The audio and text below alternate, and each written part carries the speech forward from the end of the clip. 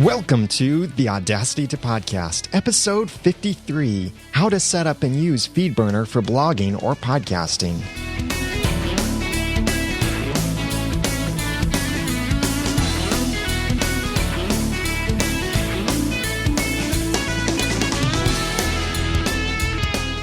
Welcome back to another episode of the Audacity to Podcast. I'm Daniel J. Lewis. This is the podcast where I give you how-to information about podcasting and using Audacity. This is where I give you the guts and teach you the tools to podcast with passion, organization, and dialogue. Because if you're missing some of those things, then your audience might not be too happy, or you might not have an audience if you're missing some of those things, or you might not have a podcast if you don't have passion. Because we talk a lot of podcasters talk about this importance of having passion in podcasting, and I am passionate in my podcasting, and I hope that you are too. Or if you're considering launching a podcast, then think about what you're passionate about and see if you could do a podcast about that. Unless you're getting paid tons and tons of money, try not to do a podcast that you're not passionate about. Even then, you might want to consider getting paid tons and tons of money for doing something you are passionate about. Thank you so much for nominating the Noodle Mix Network podcasts for the 7th Podcast Awards over at podcastawards.com. I'm excited to say that 2 of the 4 Noodle Mix Network shows have made it into the nominations. We had requested that you nominate Are You Just Watching and Christian Meets World and The Ramen Noodle and the Audacity to Podcast. And of those 4 podcasts, the Audacity to Podcast made it into the technology category for podcast nominations, as well as, surprisingly, one of our smaller podcasts on the network, Christian Meets World, made it into religion inspiration. So if you'd love to help the network, then please go over to podcastawards.com starting on October 12th, and you can vote for your favorite podcasts over there. That's podcastawards.com. The voting opens on October 12th and goes until October 27th. So you can vote every day for all of your favorite podcasts. And please do vote every day. It does really matter. Every vote counts. Every vote is counted into this consideration. Now that I've made it into the nominations, and congratulations, huge congratulations to everyone else that's made it in there. My friend Cliff Ravenscraft has 6 podcasts that made it into the nominations. So go in there and vote for your favorite podcasts and look under the technology section for the Audacity to Podcast and look under religion inspiration section for Christian Meets World. And those are the 2 podcasts of the Noodle Mix Network that made it into the nominations. So I would be really grateful if you would nominate those podcasts for awards, or not nominate, vote for them. But now let's get into today's topic. Feedburner is a crucial tool to podcasting. Many people don't know how to use it. Many people don't like using it. Some people have no idea that it even exists. I can't quite say that I'll be able to convince people who dislike Feedburner. A lot of the Blubrry and Raw Voice podcasters like Angelo Mandato and Todd Cochran, the CEO of Raw Voice, Blubrry, do not use Feedburner and think it's absolutely pointless to use Feedburner. I think Feedburner gives extra features that are crucial to podcasters. And I'll get into that in just a moment. But before we begin with this, there are 2 things that you need to have as we're talking about making a Feedburner account and setting up your podcast with Feedburner. First, you need a website, duh. And you need a working RSS feed. I recommend that you have a website powered by WordPress. And a little bit later on, I will mention a specific tool and some specific ways to do things within WordPress.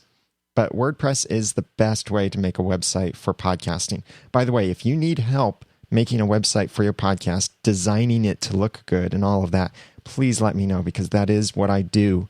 I design websites and would love to help you out with a podcast, whether it be an entire complete design or maybe just a header image that you want customized for your needs.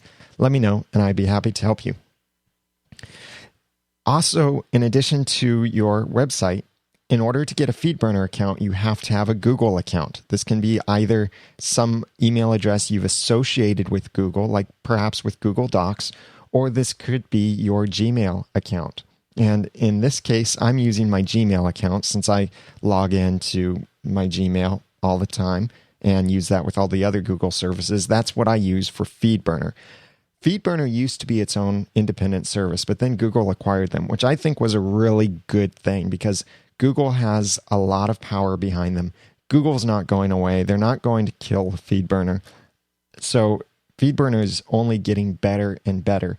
And now that Google owns it, I'm not too concerned about it going away. Some people will say that if you use Feedburner, you are no longer owning your own feed. That's partially true. And the reason people would say that is they would say that your podcast should use its own feed address, like mypodcast.com/feed. Because then it's branded to you, which the RSS URL, how many people actually pay attention to that? I'm not too concerned with that branding. But they say it's branded to you and you have total control over it. Yes, that's true. But how many of you out there are thinking of starting your podcast or have started a podcast and have moved websites or may move websites or rename your domain or anything like that? If you do that, and if you're not technically savvy with redirects and all of this stuff, then how are you going to redirect your RSS feed? If you start out with the site on Blogspot or WordPress.com or anything like that, and you're using its RSS feed, so it might be like mypodcast.blogspot.com/feed or whatever their feeds are, or it might be mypodcast.wordpress.com/feed. If you're using that, then how are you going to redirect that if you get your own website? It's very important to start out right. Yes, that's true. But not everyone can. Not everyone knows how to start out right. Not everyone can afford to start out right. And by starting out right, I mean having your own website and your own domain name. But what Feedburner also does is it gives you forward flexibility. That in the future, if you decide to rename your podcast, rebrand your podcast, stop your podcast, point it somewhere else, whatever, you can do that in Feedburner, and it's really easy. You don't have to know HTML, CSS, PHP, JavaScript, anything like that. You can do it just super easy in Feedburner and not have to know this advanced code stuff. It's great if you know it, but if you don't, Feedburner works really well. What Feedburner also provides that I haven't seen provided by anyone else are subscription statistics. Now, there's a lot of debate over what subscription statistics are, and I really recommend that you go back and listen to the audacitytopodcast.com/8, so that way you can hear more about how you actually get statistics for your podcast. But essentially, what WordPress provides, what Google Feedburner provides that no one else provides are subscriber stats. This is how you know how many people are automatically subscribed to receive your podcast whenever a new episode is released. In Libsyn and Blubrry, you can see how many people download. That's great. But how can you tell how many of those people are consistent downloaders and repeat downloaders and all of this stuff?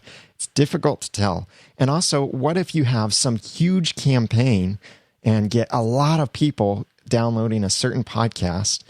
Well, how do you know how many of those people actually convert into subscribers and commit to getting your content over at your website? Well, you can't tell that just from download numbers. You can see how your download numbers change, but you really can't tell. Are these people automatically subscribing, or are they just whatever? How you can see, yes, how it's downloaded, but not necessarily how many people are subscribed. So I recommend using Feedburner. Listen to episode 8 to learn more about podcasting stats. That's the audacitytopodcast.com/8, where I talk all about Feedburner, RSS stats, website stats, and podcast download stats. So now let's actually talk about how you get your Feedburner into your podcasting workflow and into your website. So you have your website and RSS feed, and you have your Google account. Step 1, pick your feed. This would be what you want to put into Feedburner. Sometimes it might seem like it's obvious. If you're using WordPress and you have the permalinks enabled, which I do suggest that you do, that's really easy. You just go under the settings, permalinks, and you can choose an option there that you like. This changes it so that your WordPress works with just /feed instead of like a question mark and then something or other, feed equals RSS, I think is what it would be. It's more complicated that way. I recommend having your permalinks enabled. So let's assume you have those permalinks enabled so that you get these nicer looking URLs instead of question marks and equal signs and stuff. It actually has words in it, English. It looks nice. Pretty links, permalinks, friendly links, whatever you want to call them. Enable them in WordPress, but you need to pick your feed. This might seem like just pick your regular site feed. So mypodcast.com/feed would be your whole site's RSS feed from WordPress. That's true. That would be your whole site's RSS feed. And certainly you can run that through this whole Feedburner process that I'm about to describe. But what you should also consider is, what are you going to feed podcast subscribers? If you put your podcast in iTunes, iTunes will only look for podcast episodes. So if you release blog posts in your feed, iTunes won't see that at all. If your feed is limited to 10 items in your feed, and the way that you can find out how many items that you have in your feed is in WordPress, go down to the settings spot on the left and choose reading. That's reading. My R's are hard to pronounce this morning.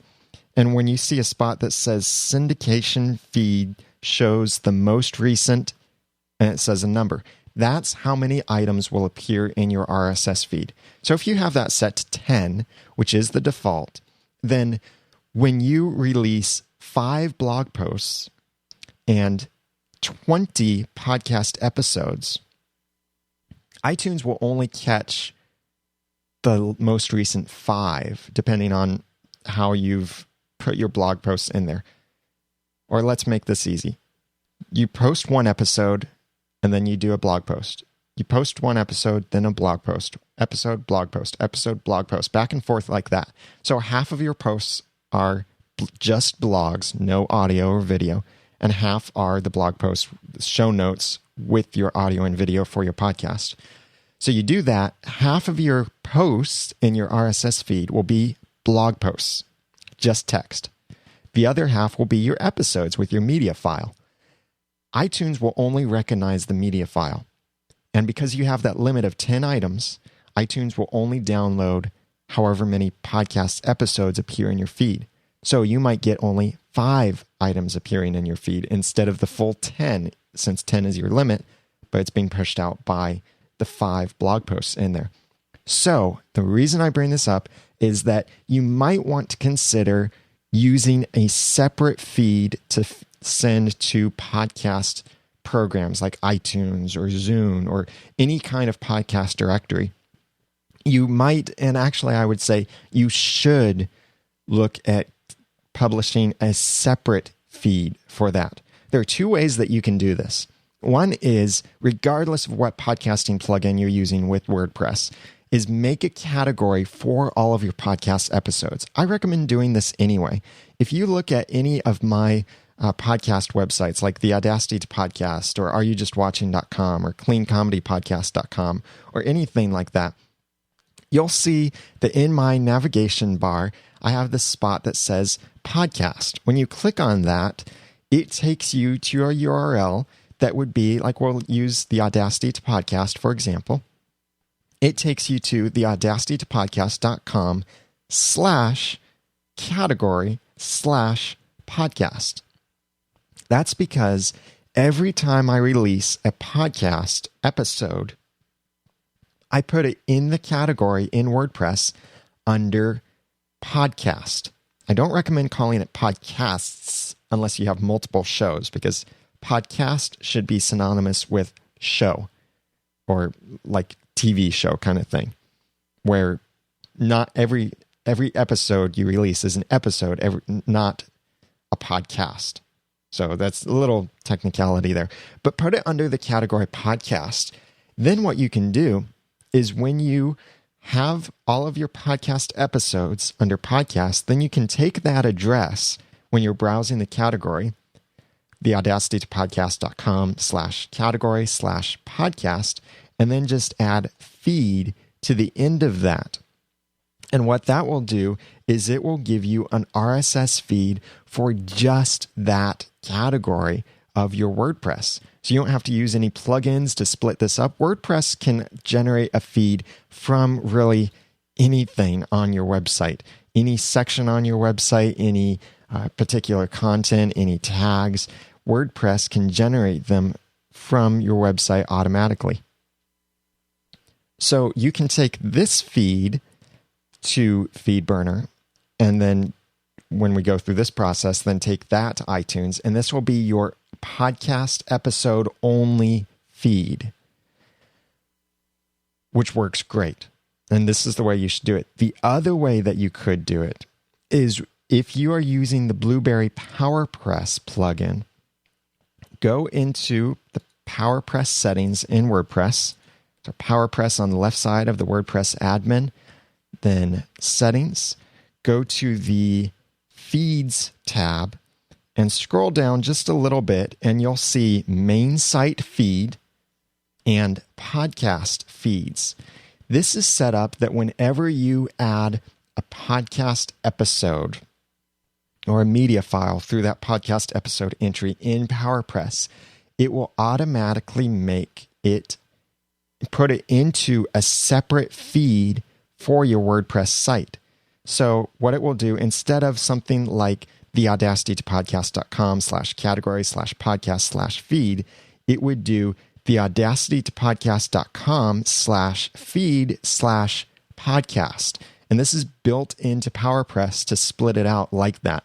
That makes it really easy too. You could do both of these, in fact, or one or the other. It's up to you. I do recommend having all your episodes under a specific category, but you could use this podcast feeds option in PowerPress to grab your originating feed for Feedburner. Or if you really have to, you could grab your whole site feed. So whatever feed that you decide to use, take that, copy that address. So it would be something like http://mypodcast.com/category/podcast/feed, or it might be blah, blah, blah, blah, blah.com/feed/podcast, depending on which way you do this. Then you go to feedburner.com. Feedburner.com will redirect you to accounts.google.com/ all this stuff. Log into your Google account if you're not already logged in, or create your account here. When you're logged into Feedburner then, so that's step 2, log into Feedburner. Step 3 is burn your feed. Burning your feed is not really an official term necessarily, but it's something that Feedburner calls it because it's called Feedburner, so you burn your feed. When you first log into Feedburner, you will see nothing listed. You'll have 2 buttons, claim your feeds now or a next button. What you want to do is look at that little field where it says burn a feed right this instant. Type your blog or feed address here. So this is where you paste that address that we just decided what address we wanted to use, whether it be the category address or the address from PowerPress or your whole site feed.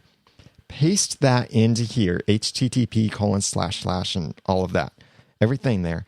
Then put a check mark on this option, I am a podcaster. So then after you've clicked the next button with your address in there, it will try to check your feed just to make sure that your feed is indeed working. If your address is correct, then it will say, welcome, let us burn a feed for you. This is where you enter 2 things. enter a title and the address that you want your new feed to be. The title is not what people are going to see in your podcast. This is what you are going to see when you log into Feedburner.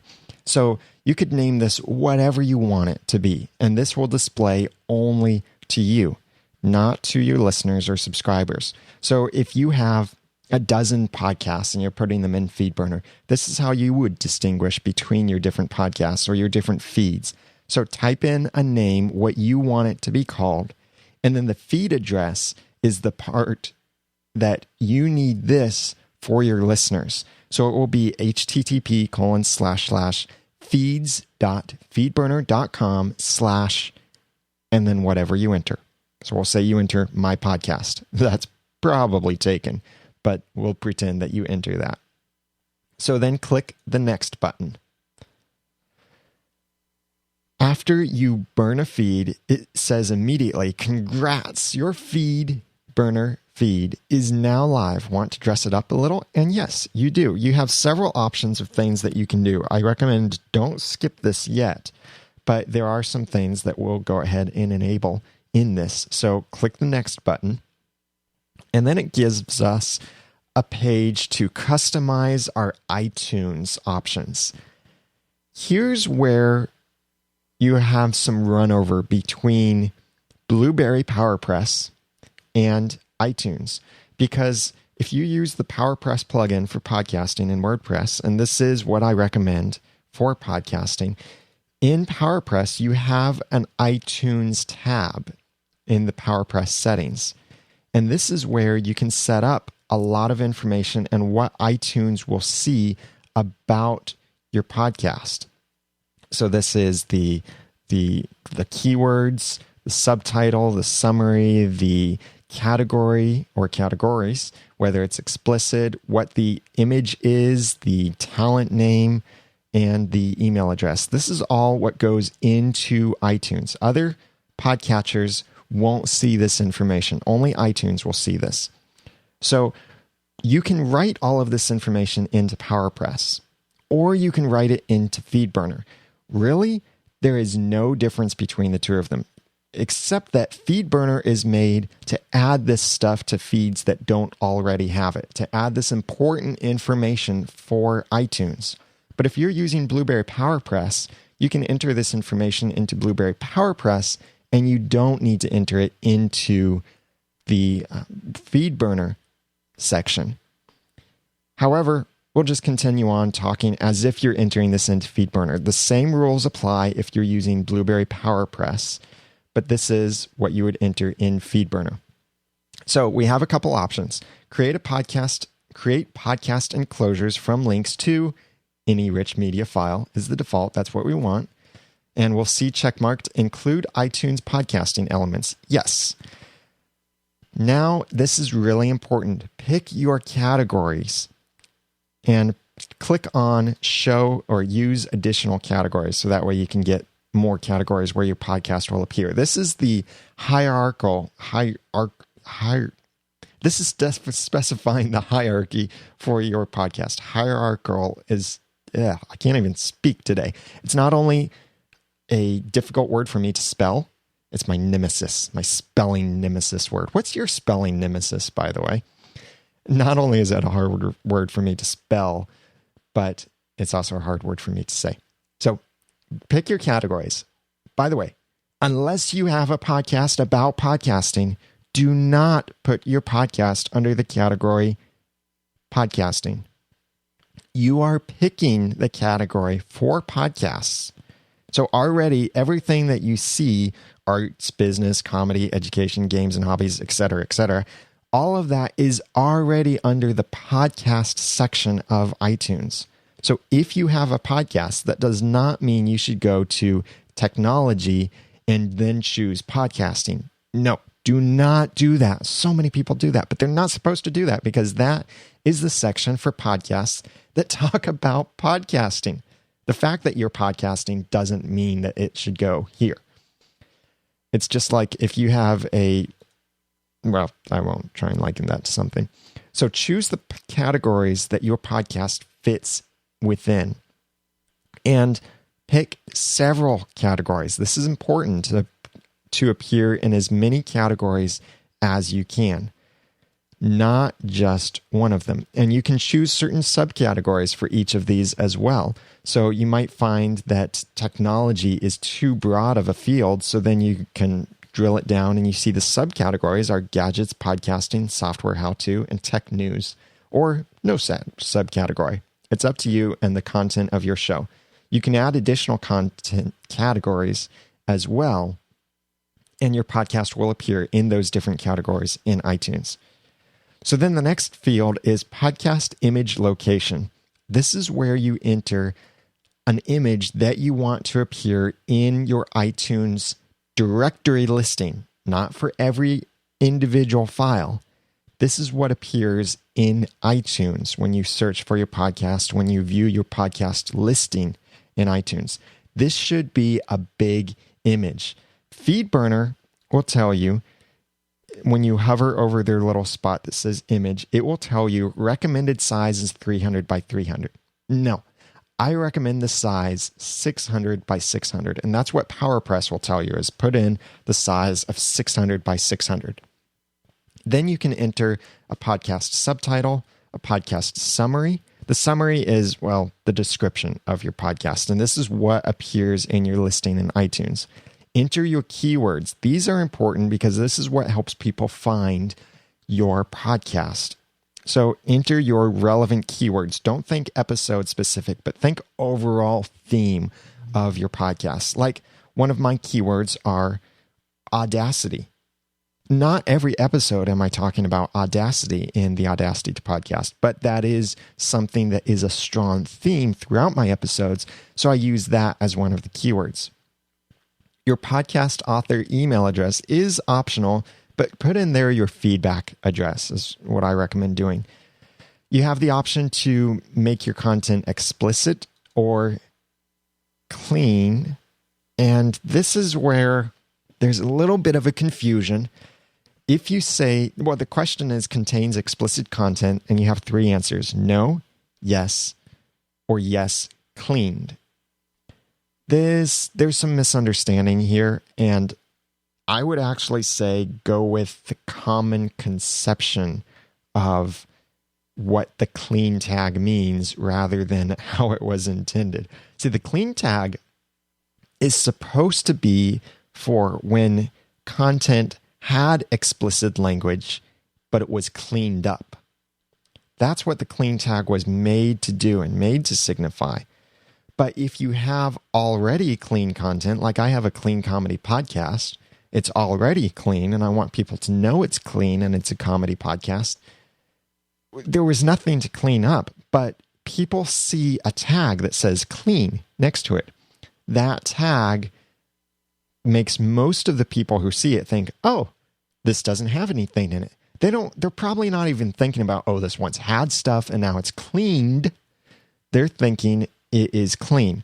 So I would recommend, if you have a clean podcast, that is no foul language, no off-color jokes, no adult-related content, anything like that, nothing explicit or offensive. Think about, is it something that you're comfortable with your kids seeing or hearing, or your pastor's kids seeing or hearing, or whatever, your grandkids?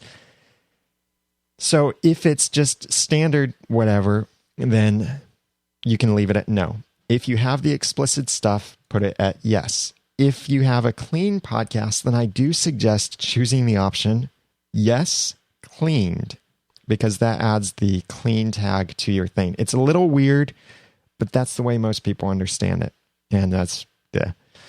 You also have the option to enter a copyright message and a podcast author. Again, this is all adjusting for your entire feed, not just for the individual episodes. So once you have this information in there, click the next button again, and then it takes you to the next page where it says, get more gusto from your feed, traffic statistics. I would say enable each of these things. Put a check mark on click-throughs, item enclosure downloads, and I want more. Have Feedburner stats also track, blah, blah, blah. I do recommend enabling those things because one of the reasons we're using Feedburner is its unique set of statistics. So then after you're done, it says you have successfully updated the feed, and it will list your feed title, what you named it. So this is your setting here and how you've gone through this. I skipped a couple of the actual steps. Pick your feed, log into Feedburner, burn a feed, set up SmartCast for podcasting, that's number 4, and enable stats, that's number 5. You can get this full list of the steps and some screenshots over at the audacity-to-podcast.com/53, and I'll have that all over there for you. Now we go to step 6. So we're done with the automated walkthrough process. Now let's go through and change some of the things. By the way, before we move on, if you click on Edit Feed Details at the top, you'll see again your original feed, and that is where it's pulling the original content from. And you'll see your feed address. This is what you would give to podcasting places and such. So step 6 is optimize your feed with extra options. So go to the Optimize tab. When you click on that, you'll see a lot of options here, a lot of text. You'll most likely see browser-friendly and SmartCast already checkmarked. Now, SmartCast is that thing that we set up for iTunes. Not totally necessary if you're using PowerPress, but decide for yourself whether you want to let PowerPress control that or if you want to let Feedburner control that. That's up to you. So you can enable or disable that. The only other things that you need to be concerned about here in the optimize settings are a couple things that you could do on top of your feed. Don't look at stuff like the smart feed, but you could look at Feed Flare. Feed Flare gives you the option to add little buttons at the end of every post in your RSS feed. So if someone is looking at your post from a blog reader like Google Reader or Feedly or some kind of aggregator or whatever, then they'll see these extra options. If they are subscribed just through a podcast program, they're not going to see these options. So if you're working on your podcast feed only, don't worry about any of these things. If you're working on a feed for your blog, then use these things. So you can enable things like emailing it, email the author, put something on Google Buzz, Delicious, Dig, Stumble Upon, all sorts of things like that. And you can put that in the end of each of your feeds. So when you pick your options, then click activate and it puts a little check mark on it. But the other thing that I think you'll be most interested in, many people will have this issue, whether they're using a category RSS feed or they're using the podcast feed or whatever feed they're using for their podcast. They'll often run into a problem where they will say, I have my website is myawesomewebsite.com, but I've started this podcast on there that is all about being awesome. And that's the name of the podcast, is all about being awesome. So how can I make it though so my iTunes link shows that? Because your iTunes might say something like my awesome website, little arrow sign, and then how to be awesome podcast or being awesome, whatever I said the name is, how to be awesome podcast. The way that you can change that title, and this is where Feedburner comes in really handy, is you can override that in Feedburner by go to the title/description burner option. And this is where it lets you type in a new title and a new description for your feed. iTunes will then receive this, and iTunes will display this as the feed. So if you look at several of my podcasts, you'll notice that when it shows up in iTunes, it has a certain title, but that's not the title on the website. Or it might be the title of the website, but it's not the title of the podcast category or anything like that. So this is where you can come in and change the title the RSS readers will see to anything you want it to be, and change that description too to anything you want it to be. So this can be a description that's separate from your website, or it could be something that is the same as your website if you want to tweak punctuation or whatever. Feed image burner is where you could put in a specific feed that you want to show in the RSS feed. This is separate from iTunes, but this would matter to other podcast programs. This would be if you don't already have this set up well in your RSS feed to begin with. And then the last thing you could look at considering is the summary burner. This is when, if you are releasing entire posts in WordPress and you want to continue that way, but for some reason you want your podcast only feed to be just summaries or teasers, this is how you would do it. Is you can tell it the maximum length will be so many letters, and you can add in some teaser and it links back to your site. I don't necessarily recommend doing it this way because you don't have so much control over it, whereas with WordPress excerpts, you have more control, but you could consider this. So that's step 6, optimize your feed with extra options. Step 7 is publicize your feed with extra options. Under the Publicize tab, there are a whole bunch of things that we could look at here. I don't recommend considering all of them, but some things that you could look at is email subscriptions allows you, and it gives you the code to paste on your website once you activate it, and you can adjust this. It gives you code to paste on your website so people can subscribe to your RSS feed through email, and they'll be emailed automatically when a new post is released. The way Feedburner will work is you set a time of the day and it will post, or it will email if there's anything new before that time.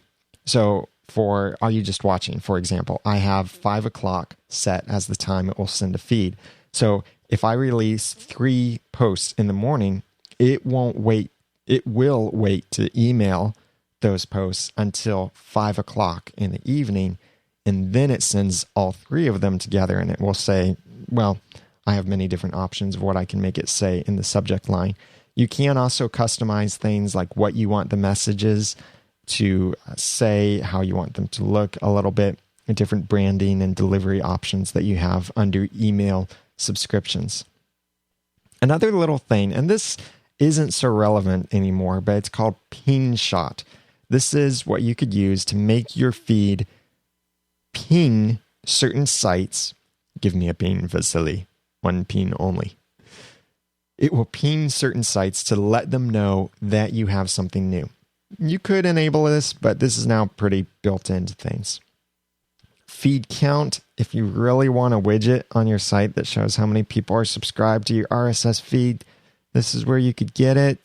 I hope my voice is communicating the fact that I don't recommend this, because this reminds me of the hit counters from websites in the late 90s, and it's ugly. So don't use it. Socialize is a cool option. Many of you are probably looking at things like twitterfeed.com in order to feed or to tweet whenever you have a new post. Did you know Feedburner has that built in? Go to the Socialize option under Publicize, and you can add your Twitter account and adjust what kind of stuff you want sent out with each tweet as you are posting your updates and such. It will then send this out. It will shorten your links in some way, and you can tell it change certain parameters and options with this, so it will automatically tweet when your feed is updated. That's pretty cool. Your Chicklet Chooser is where you can go to copy code to paste onto your website for something that says like subscribe in a reader, or different subscribe buttons that you can get there and paste onto your website. I wouldn't say that these are all that great looking, and in fact, they aren't, but you could still use these if you wanted to put a button on your site for people to subscribe via RSS to your site, and just click these buttons and it launches in that certain service. Awareness API.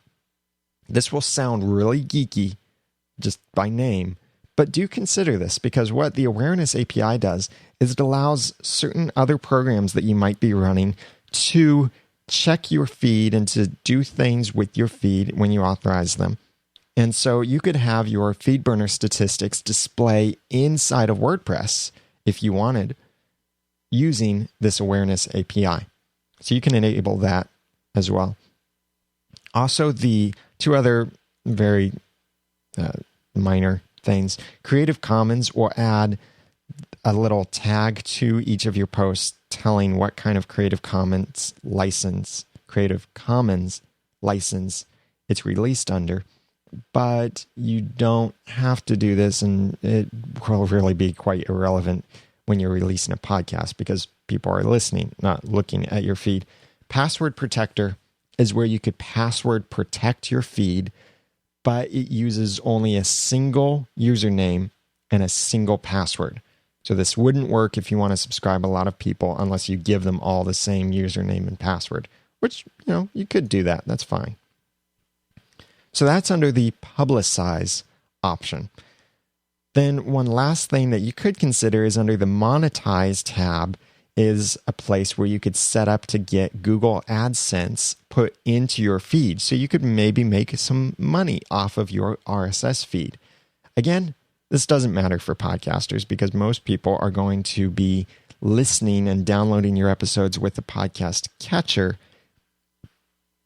instead of reading it in a reader. However, for your blog feed, you might want to consider doing this. If you run into problems with your feed and stuff just isn't working right, there are two basic things that you can try. Go under the Troubleshootize tab and then look at two different options it gives you. One is pinning your feed, where it just simply checks to see if there's anything changed or new.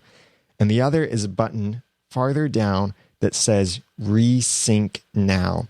This completely clears the cache of your feed, clears out anything that previously had saved, and completely resynchronizes your feed.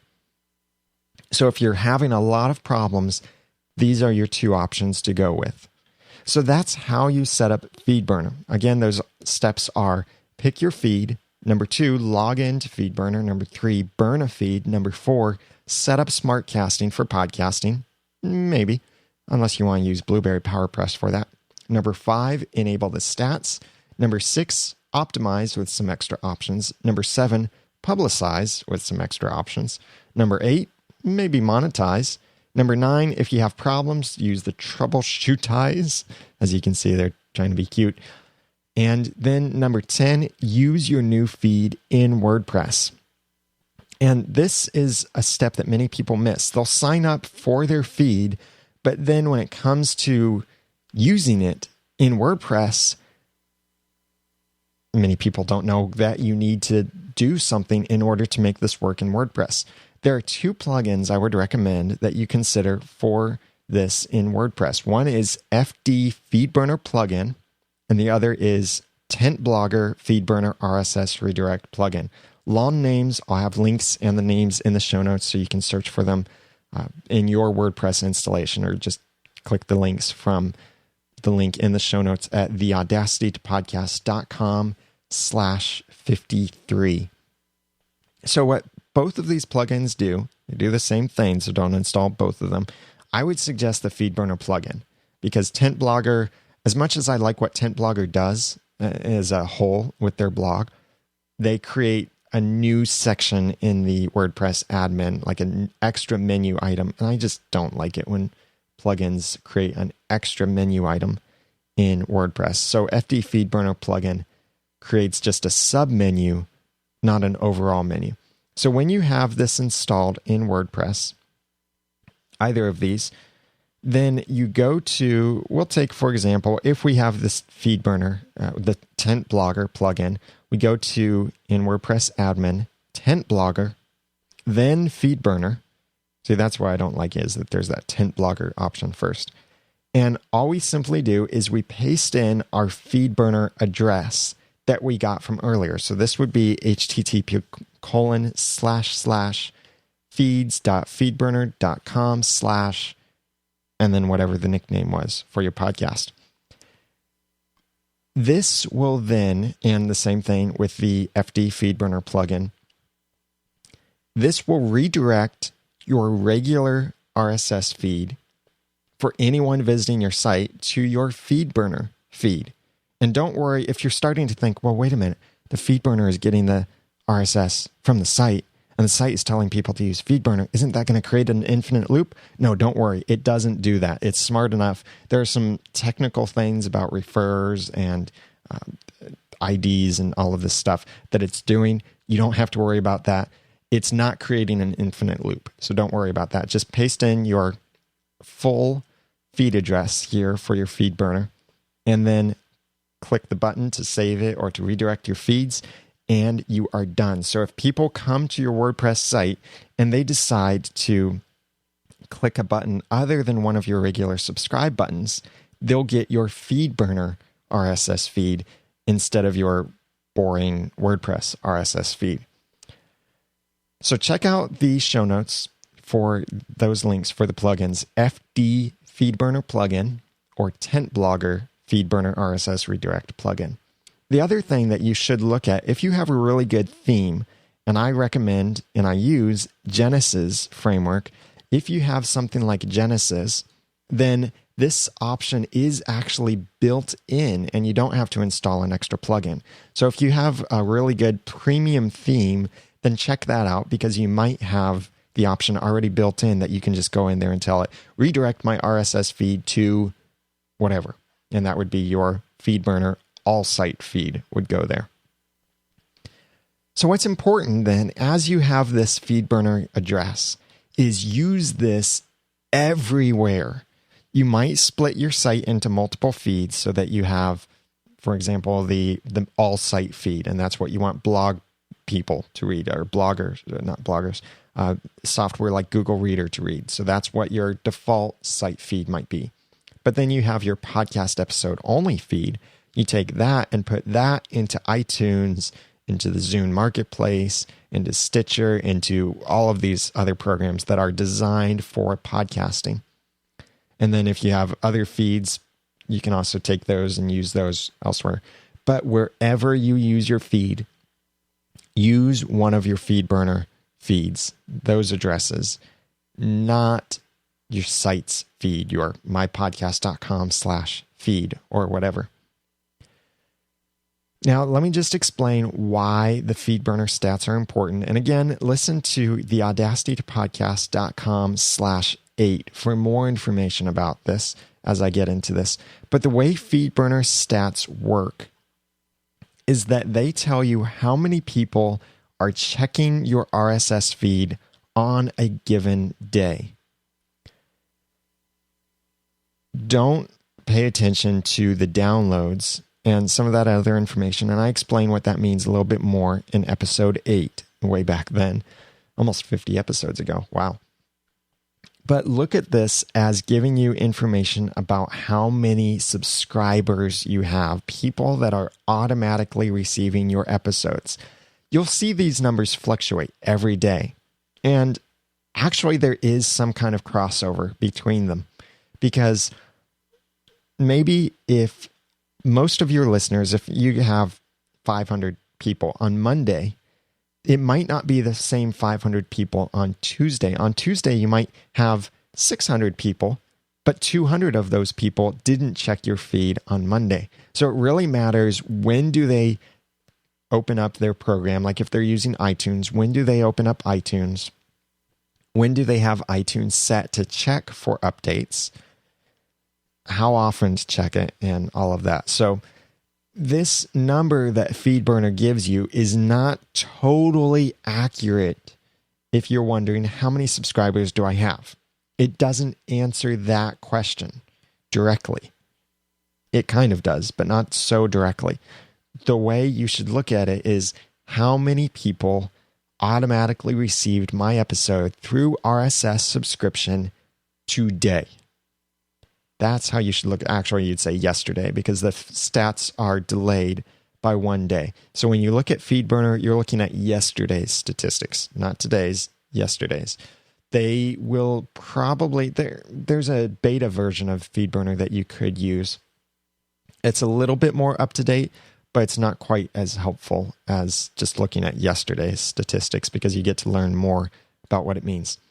So check out the show notes at theaudacitytopodcast.com/53 so you can see the screenshots of this stuff and it'll make more sense as you're going through, or just listen to this as you are burning your own RSS feed for either your blog or your podcast.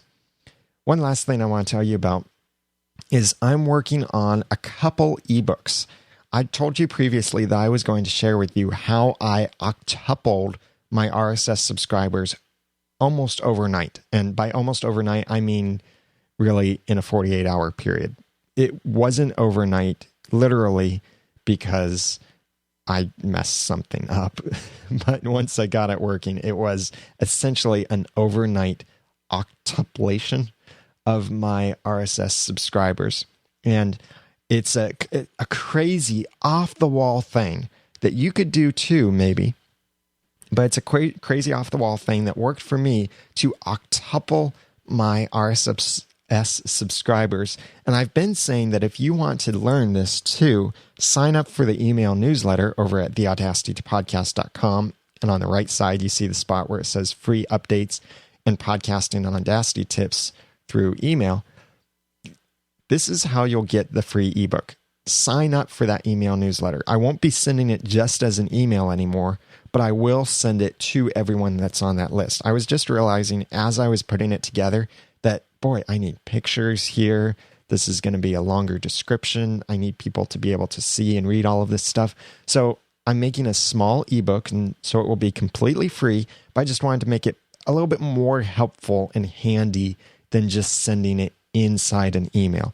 So if you want that free ebook, then sign up at theaudacitytopodcast.com, enter your email address in there and optional first name. And you can also at the same time subscribe to receive email from our other podcasts like Christian Movie Reviews with Critical Thinking and Clean Comedy stuff from the Ramen Noodle. So check that out at theaudacitytopodcast.com. I would love to hear from you, your questions about Feedburner. And I know that a common question I'll probably get will be, and I even got this in the chat room. And by the way, I normally do this live every Monday at 2 p.m. Eastern Time. I didn't do that on today, which is October 10th, because I have a PodCamp Cincinnati thing to go to, a little meeting for the grand opening of the Griffin Hall. By the way, check out podcampcincinnati.com. So today I'm not recording it at that time, but normally I record live 2 p.m. Eastern Time over at noodle.mx/live. But in the chat room, someone asked a great question. Eileen asked, what can I do if my Feedburner feed doesn't validate on feedvalidator.org? Eileen, I'm going to give you a very lawyer-like answer. It depends. And that's the same for everyone else. It really depends. But if you take your feed, you know what? I will add this as a link to the show notes as well, is Feedburner or feedvalidator.org. And validator, by the way, is TOR at the end, not ER. Feedvalidator.org allows you to enter your RSS feed and see whether it's valid. If you don't have a valid feed, iTunes cannot use it. So go to feedvalidator.org, enter your RSS feed that you would want to enter into iTunes, and it will validate that for you. You will see a couple things. One is you will get most likely a list of errors or a list of warnings about your feed or recommendations or whatever. Like if you look at my feed for the Audacity to Podcast, there are a few warnings, yes.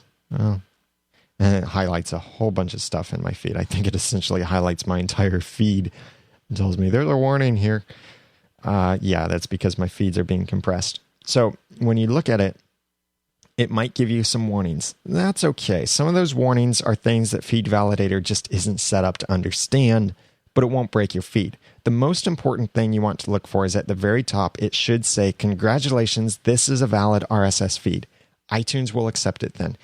If you have problems with your feed, then you need to try and figure out, it will tell you what line it is or what the problem is, and you need to figure out what is making that problem. It could be your blog. It could be your podcasting plugin like PowerPress. You might have something set wrong or missing, or a bad character or letter or something like that in your feed. Or it could be something you have in Feedburner set wrong. If you really just can't figure it out, then I say this with caution, email me feedback@noodle.mx, and I'll take a quick glance at it and let you know if I can see immediately what might be wrong. But I can't totally promise that I'll be able to help you totally fix it, because I do offer consulting services. But if you would like to hire me to fix your feed, I'll certainly do that. But if you really can't figure out what's wrong, then go ahead and send me an email, and it might even be something I'll address on the podcast. Like, how do you fix this problem with your RSS feed? I might address that on the podcast, or just give you a quick glance and say, oh, go to this link. It tells you how to do that there. So you do need a valid feed for it to work in iTunes. So use feedvalidator.org to check that. So I'd love to hear from you what your ideas and thoughts are on using Feedburner, or how you're using Feedburner, or any feedback or any questions that you have. You can send that to feedback@noodle.mx, or call 859-353-4332. Leave your message to under 3 minutes, and you can also email an audio file to that same address, feedback@noodle.mx. Again, check out the show notes over at theaudacitytopodcast.com/53, and you can comment there on the show notes as well, and comment on this topic and let me know what's going on with you. Check out the other shows in the Noodle Mix Network, and also please vote for our shows that are in the podcast awards over at podcastawards.com. Vote early, vote often, vote every day. Get your friends to vote. Vote for all of your favorite podcasts, please, and help us out. Help your friends out, and all of that. Check it out at podcastawards.com. Now that I've given you some of the guts and taught you some of the tools, it's time for you to go podcast with passion, organization, and dialogue. I'm Daniel J. Lewis. You can follow me on twitter.com/theramennoodle. Thanks for listening.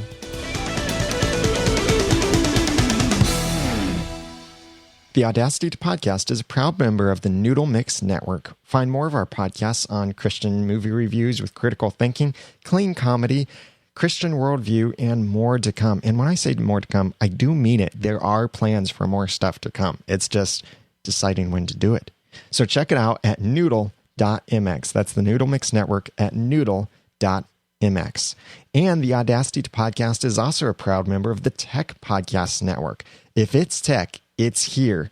Find more podcasts on technology, and there are a lot there. So you can find something on almost anything, even Minecraft. There's a video podcast about Minecraft that got me addicted to Minecraft. Check it out. It's called Minecraft Me, by the way. Look at techpodcasts.com. That's techpodcasts.com.